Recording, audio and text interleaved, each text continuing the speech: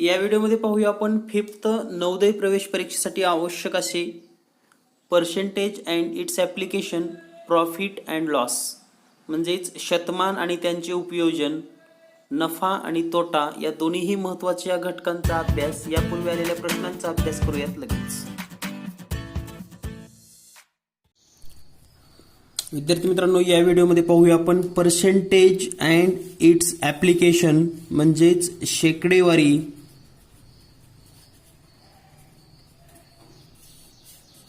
व त्यांचे उपयोजन किंवा शेकडेवारी आणि त्या शेकडेवारीचा उपयोग, अशा पद्धतीने हा आपला 12वा चॅप्टर आहे. आणि 13वा चॅप्टर आहे प्रॉफिट अँड लॉस म्हणजेच नफा आणि तोटा. तर हा टॉपिक आपण स्कॉलरशिपमध्ये पण चांगल्या पद्धतीने घेतलेला आहे. त्या ठिकाणी पण भरपूर अशा ट्रिक तुम्हाला सांगितल्या होत्या. तर पाहूया नवोदय प्रवेश परीक्षा यापूर्वीच्या पेपरमध्ये आलेली महत्त्वाची प्रश्न. आणि यामधील पहिला प्रश्न आहे 135% इज इक्वल टू म्हणजेच 135% म्हणजे किती. आणि हा प्रश्न 2016च्या स्कॉलरशिप परीक्षेमध्ये विचारण्यात आला होता. तर आपल्याला माहिती आहे की पर्सेंटेज याचा अर्थ असतो की डिनोमिनेटरला 100 मीन्स 135/100 म्हणजे 135/100. कारण टक्केवारी याचा अर्थच असतो की छेदामध्ये 100 आहे. आता 100 जर छेदामध्ये असेल तर या ठिकाणी आपल्याला पर्यायामध्ये कुठेही असं दिसत नाही की 135/100. तर याला मग संक्षिप्त रूप देऊया. त्याला आपण 5 न भागूयात. 5 न भागत असताना पहा, 5 2 10 आणि हे 0, 5 2 10, 3 उरले, 5 7 35 आणि उत्तर येईल आपलं 27/20 म्हणजेच 27/20 हा पर्याय बरोबर असेल. तर या ठिकाणी जर आपण विचार केला तर या प्रश्नाचं उत्तर आहे पर्याय क्रमांक 2 27/20. यानंतर पाहूया नेक्स्ट क्वेश्चन. पुढचा प्रश्न आहे 68% of 320 is 68% of 320 equal to what. म्हणजेच 320चा 68% म्हणजे किती, असा या प्रश्नाचा अर्थ होतो. आणि हा प्रश्न 2013 नवोदय परीक्षेमध्ये विचारला गेलेला आहे. तर दिलेल्या माहितीनुसार जर आपण हे व्यवस्थित लिहिलं तर 68 आणि टक्के म्हणजे काय, छेदामध्ये 100. Percentage means denominator 100, of means multiple and 320. So here 0 and 0 cancel. त्यानंतर आपण 10 आणि 32चा विचार केला तर 2 न भाग जाईल म्हणजे 2×5 आणि या ठिकाणी जर आपण विचार केला तर 10 न भागलं तर 2×2=12 म्हणजे आपल्याला असं मिळालेलं आहे पहा 68 × 16/5. तर आता 16 आणि 68ला भागूयात म्हणजे 16 आणि 68ला गुणूयात. तर हा जर गुणाकार आपण केला 16×5 = 80, 16×96 = 16×7 = 12 म्हणजे 112 आणि 16×8 = 128. सॉरी, आणखी एकदा टेबल म्हणूयात आपण. 16×1 = 16 म्हणजे 16×5 = 16×96, 16×7 = 112, 16×8 = 128 बरोबर आहे. 128ला 8,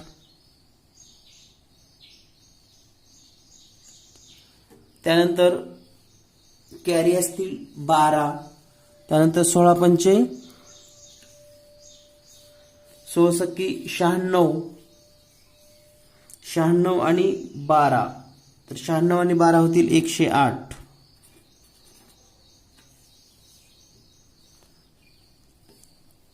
तर या ठिकाणी 68 गुणिले 16 उत्तर आलेलं आहे आपलं 1088 भागिले 5. आता या ठिकाणी पुन्हा 5 आपल्याला भागायचं असेल तर 5 एक 5, 5 दोन्ही 10. त्यानंतर 8 ला जर 5 ने भागलं तर 5 एक 5. पुन्हा या ठिकाणी 3 उरतील 38 होईल. 5 7 35, 3 उरतील पुन्हा पॉईंट 5 6 30 म्हणजे उत्तर येईल आपलं 217.6. 217.6. तर या प्रश्नाचं उत्तर आहे पर्याय क्रमांक 2. आता यापेक्षा आणखी एक सोपी पद्धत सांगतो मी तुम्हाला, अतिशय सोप्या पद्धतीनं. जर 68% काढत असताना जर आपल्याला काही अडचण येत असेल किंवा लवकर गुणाकार होत नसेल तर आपण एक अंदाज लावू शकतो की 68% ऑफ 320. तर याचं उत्तर किती असेल मग 300चा 68% म्हणजे जवळपास 70%. तर याचं उत्तर किती असेल 200 सव्वा 200 म्हणजे 200 और 225. तर या ठिकाणी जर आपण ऑप्शन केले तर 2000 दिलेला आहे, इथं 21,000 आहे आणि इथं 20 आहे फक्त. पहा 20 असेल का नाही, 21,000 असेल का अजिबात नाही, 2000 असेल का अजिबात नाही. 320 पेक्षा लहानच असेल परंतु 21 पण असू शकत नाही म्हणजे एकच पर्याय राहतो. म्हणजे हे कॅल्क्युलेशन न करता सुद्धा तुम्हाला असे प्रश्न सोडवता येतात, याचा सुद्धा विचार करायला शिका. म्हणजे पर्याय खूपच जवळचे असतील तरच आपल्याला सोडवावं लागतं. पर्याय जर इतके दूर असतील म्हणजे डिफरन्स बिटवीन 4 पर्याय very large, then you as a thinking or you guess at a proper option. तर तुम्ही गेस सुद्धा करून हे प्रश्न सोडवू शकतात. यानंतर पाहूया पुढील प्रश्न. यानंतर पुढचा प्रश्न आहे पहा 6% ऑफ 800 आणि हा 2017च्या स्कॉलरशिपमध्ये परीक्षेत विचारलेला प्रश्न आहे. 6% ऑफ 800 म्हणजे 6% ऑफ 800. तर याचा अर्थ काय होतो 6% म्हणजे 6/100 ऑफ मीन्स मल्टिपल आणि 800. तर हे 20 cancel and here 6 into 8 is equal to 48. And the correct answer is option number 2. यानंतर पाहूया नेक्स्ट क्वेश्चन.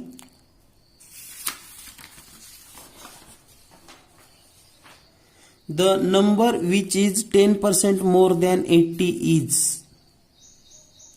तर आपल्याला काय विचारले पहा 80 पेक्षा 10% मोठी संख्या कोणती. 80 पेक्षा 10% मोठी संख्या कोणती. जर आपल्याला हे काढायचं असेल तर आपण काय करूयात, आपण 10% ऑफ 80 अगोदर काढून घेऊयात. 10% ऑफ 80 म्हणजेच 80च्या 10%. तर हे 10/100 ऑफ म्हणजे गुणाकार 80 म्हणजे 80. तर 10 10 हे 10 आणि हे 10 कटेल आणि हे राहील 8.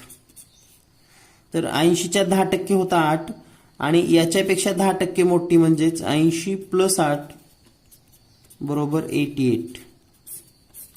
दिस इज द करेक्ट आन्सर. यानंतर पाहूया नेक्स्ट क्वेश्चन. सोडवा व शेकडेवारीत उत्तर लिहा. तर आपल्याला हे सोडवायचं आहे आणि याचं उत्तर शेकडेवारीमध्ये लिहायचं आहे. हा प्रश्न 2015च्या स्कॉलरशिप परीक्षेत विचारला होता. तर सोडवायचं आपल्याला आहे 0.3468 गुणिले 4 भागिले 17. तर हे अगोदर सोडवून घेऊयात आपण. 17 एक 17 भाग जातो याला. हे 0.3 ला जर भागलं तर हे 0 येईल. 17 दोन्ही 34 पुन्हा 6 ला भागताना 0. 17 चोक 68 आणि गुणिले 4. आता हा गुणाकार पूर्ण करूयात आपण. 4 चोक 16 ला 6. हाचे 1 4 0 आणि 1 4 दोन्ही 8 0.0.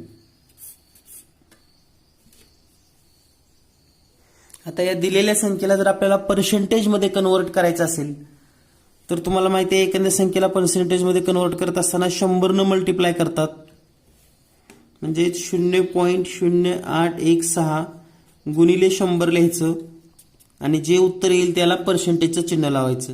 तर 100 म्हणजे आता हे पॉईंट कुठे येईल, 1 आणि 2 घर सोडून येतं, म्हणजे 8.16%. तर पर्सेंटेजमध्ये रूपांतर करत असताना to convert in percent you multiple by 100 and then give the sign of percentage.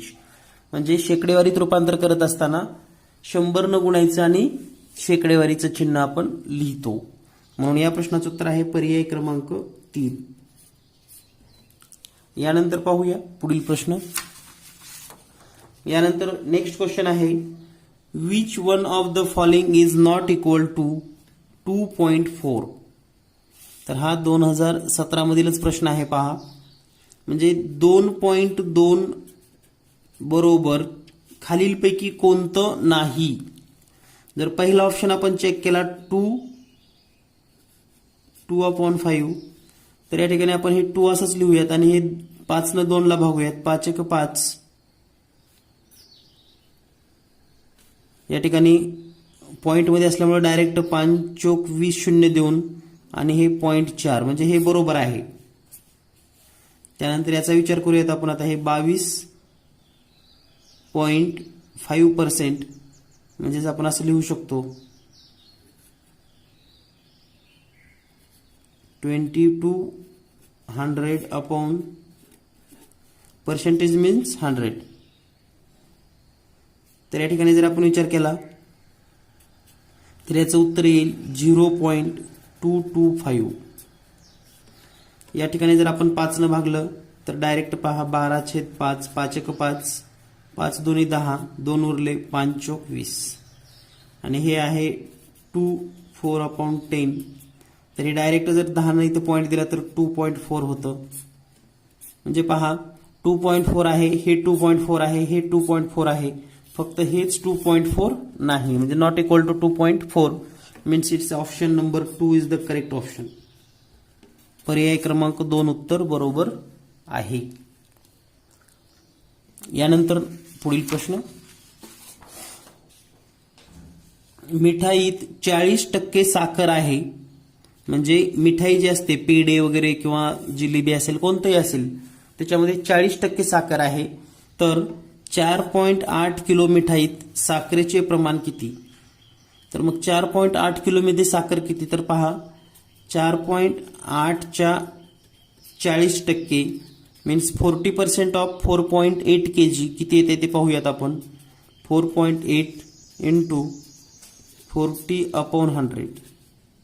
तर हे एक शून्य कटेल, हे एक शून्य कटेल आणि या ठिकाणी राहील 4.8 गुणिले 4 भागिले 10. पुन्हा हा गुणाकार करून घेऊयात आपण. 4 8 32 ला 2 हाचे 3, 4 चौक 16 आणि 1 3 19. हे 1 point as it is upon 10 आणि पुन्हा हे 10 न जर याला भागलं तर 1 पॉईंट पुन्हा आणखी इथं डावीकडे सरकेल म्हणजेच 1.92 kg म्हणजेच 1.92 किलो साखरेचं प्रमाण असेल. Option number 3. यानंतर पाहूया पुढील प्रश्न.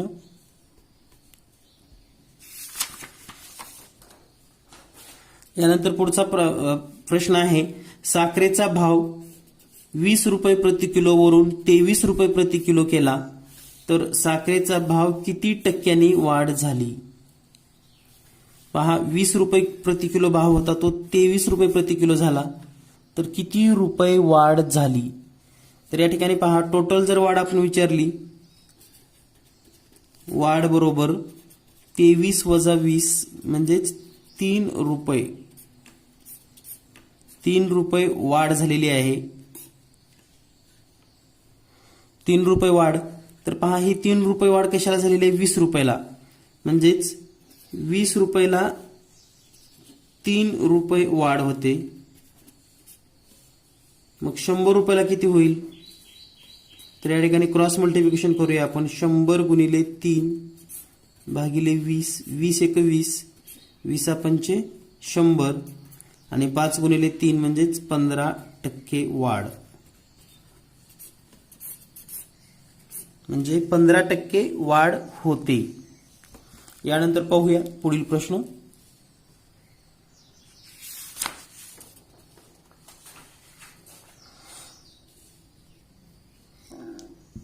यानंतर पुढील प्रश्न आहेत. पार्किंग मधील 8 पैकी 1 कार निळी आहे, तर निळ्या रंगाच्या कारची टक्केवारी किती? तर हा प्रश्न 2015 मध्येच विचारला होता. तर एका पार्किंग मध्ये एकूण 8 गाड्या आहेत. 8 पैकी 1 निळी म्हणजे 1/8, म्हणजे 1/8 मध्ये जर आता याला पर्सेंटेज मध्ये रूपांतर करायचं असेल तर आपण 100 ने मल्टिप्लाय करतो आणि हे येईल मग 100/8%. तर आता हा भागाकार करूयात आपण. 8 एक 8, 8 दोन्ही 8 एक 8च, 2 उरले 20 होईल, 8 दोन्ही 16, पॉईंट 4 उरेल, 8 पंचे 40, म्हणजेच 12.5%. निळ्या गाड्याची जी टक्केवारी आहे ती आहे 12.5%. पर्याय क्रमांक 4. यानंतर पाहूया पुढील प्रश्न. पुढील प्रश्न आहे. एका शहराची लोकसंख्या 20 लाख असून एका वर्षात 1.1% वाढ झाली, तर 1 वर्षानंतर त्या शहराची लोकसंख्या किती? तर दिलेल्या माहितीनुसार 20 लाख लोकसंख्या आहे. 20 लाख म्हणजे आपण असं लिहू शकतो, हे 20,000 आणि हे 3, हे 20 लाख लोकसंख्या आहे. तर वाढ किती झाली? 1.1%, म्हणजे 1.1%. तर आपण हे वाढ किती होते ते पाहूयात. तर हे 2 शून्य कट होतील आणि हे 2 शून्य कट होतील. त्यानंतर हे पॉईंट जाण्यासाठी इकडलं 1 शून्य कट होईल आणि हे पॉईंट कॅन्सल होऊन 11 दोन्ही 22 आणि हे 3 शून्य, म्हणजेच 22,000 वाढ होईल. आता शहराची लोकसंख्या किती असेल मग? 22 लाख, हे 20 लाख आणि 22,000 वाढ झालेली लोकसंख्या. तर टोटल लोकसंख्या होईल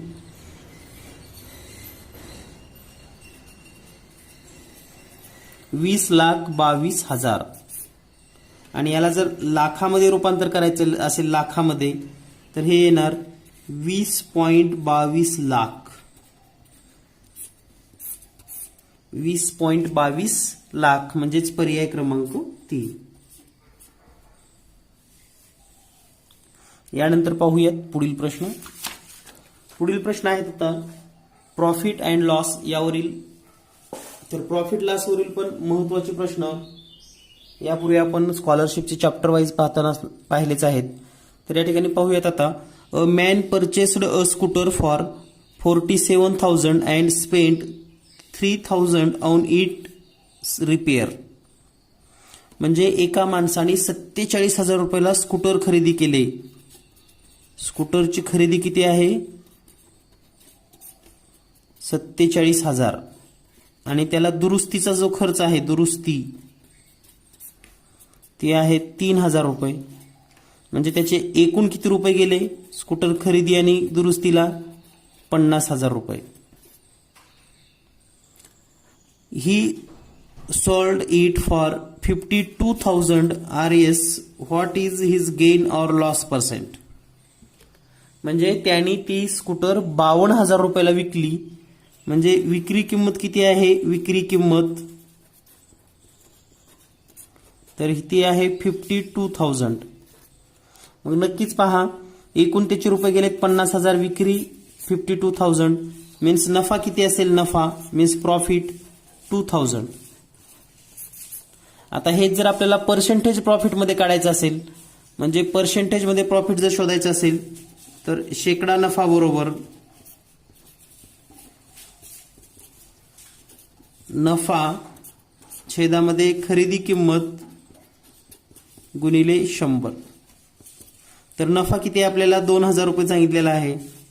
आता खरेदी किंमत जी आहे ती एकूण खर्चासह धरावी लागणार. खरेदी केलेला आणि खर्चाची रक्कम तर ती किती आहे? 50,000. गुणिले 100. तर हे 2 शून्य कट होतील, हे 2 शून्य, हे 2 शून्य, हे 2 शून्य, 5 एक 5, 5 चोक 20 म्हणजेच 4%. 4% नफा.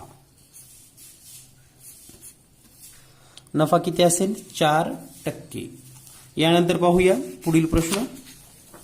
पुढचा प्रश्न आहे a man bought a second hand cycle for 450 rupees. म्हणजे एका माणसाने सेकंड हँड म्हणजेच जुनी एक सायकल खरेदी केलेली आहे. किती रुपयाला? Cost price 450 rupees. He spend on 50 rupees on repairs. आणि त्यासाठी जे काही रिपेअरिंग खर्च आला, repairs 50 rupees. So total expenditure म्हणजे एकूण खर्च किती झाला? Total 500 rupees. If he sold it for 600 rupees what is his profit percent. तर या ठिकाणी एसपी जी आहे सेलिंग प्राइस, विक्री किंमत, ती आहे 600 rupees. So it's profit is equal to SP minus total expenditure म्हणजे विक्री किंमत वजा एकूण खर्च, म्हणजे 600 मधून 500 गेले म्हणजे 100 रुपये. तर हा आहे प्रॉफिट. आता प्रॉफिट पर्सेंटेज काढूया आपण. Profit percent is equal to profit upon CP into 100. म्हणजेच नफा छेदामध्ये खरेदी किंमत गुणिले 100. नफा आहे 100 रुपये, खरेदी किंमत आहे 500 रुपये गुणिले 100. तर हे 2 शून्य आणि 2 शून्य कट होतील. 5 एक 5, 5 दोन्ही 10 आणि हे 0 म्हणजेच 20% प्रॉफिट. 20% प्रॉफिट, 20% नफा होईल. म्हणजेच पर्याय क्रमांक 1 उत्तर बरोबर असेल. यानंतर पाहूया पुढील प्रश्न. नेक्स्ट क्वेश्चन आहे 4 रुपयाला 1 प्रमाणे 120 आंबे खरेदी केली. 4 रुपयाला 1 प्रमाणे 120 आंबे खरेदी केली. त्यापैकी 20 आंबे खराब झाले. बाकीचे 48 रुपयाला 10 प्रमाणे विक्री केले तर नफा किंवा तोटा किती होईल. Means at the rate of 4 rupees per mango purchased 120 mangoes. Out of them 20 mangoes are rewish म्हणजे ज्या ठिकाणी खराब झालेले आहेत. बाकीचे 48 mangoes sell RS म्हणजे 10 mango selling price 48 rupees. Then in this transaction a profit or loss. तर दिलेल्या माहितीनुसार आपण जर सुरुवातीला हे विचार केला की 4 रुपये प्रमाणे 120 आंबे खरेदी केले तर याची रक्कम किती होईल? 12 चोक 48 आणि हे 0, 40 आहे कॉस्ट प्राइस. यामध्ये 20 आंबे खराब झालेत.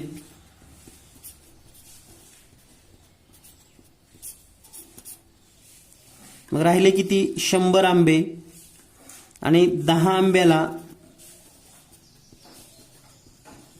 आंब्याची सेलिंग प्राइस आहे 48 रुपीज. तर आपले 100 आंबे आहेत. आता 100 आंब्याची किती असेल मग? तर या ठिकाणी 10 गुणिले 10 केल्यावर 100 येतं. त्याप्रमाणे या ठिकाणी एसपी ला 10 न गुणिले 10 बरोबर 480 म्हणजे 480 रुपये. Means in this transaction CP is equal to 480. ही सीपी आहे and SP also 480 rupees. So there is no profit no loss म्हणजे ना नफा ना तोटा. Option number 4 is the correct answer.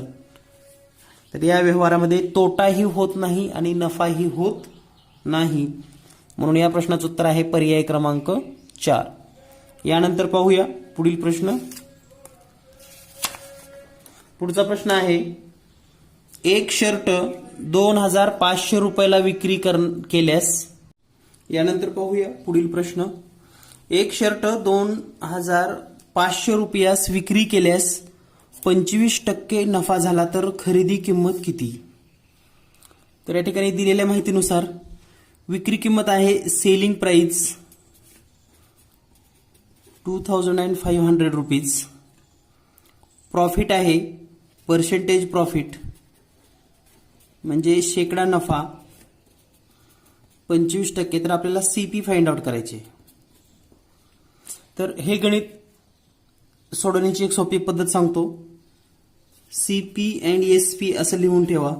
समजा सीपी जर 100 रुपये असेल तर त्याची एसपी किती असेल विथ 25%. म्हणजे खरेदी किंमत जर 100 रुपये असेल तर त्याची विक्री किंमत येईल 125 रुपये. सीपी म्हणजे खरेदी किंमत आणि एसपी म्हणजे विक्री किंमत. आता आपल्याकडे विक्री किंमत आहे 2,500. मग त्याची खरेदी किंमत किती असेल? तर या ठिकाणी क्रॉस मल्टिफिकेशन करायचं, त्यालाच आपण तिरकस गुणाकार म्हणतो.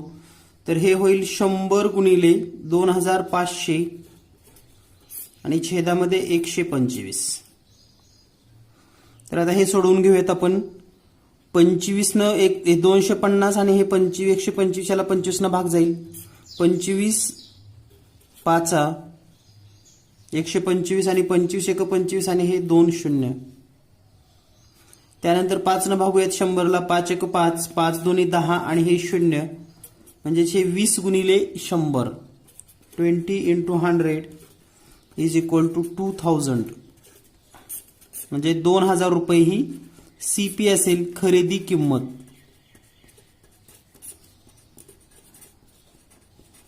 खरेदी किंमत बरोबर 2,000 रुपये.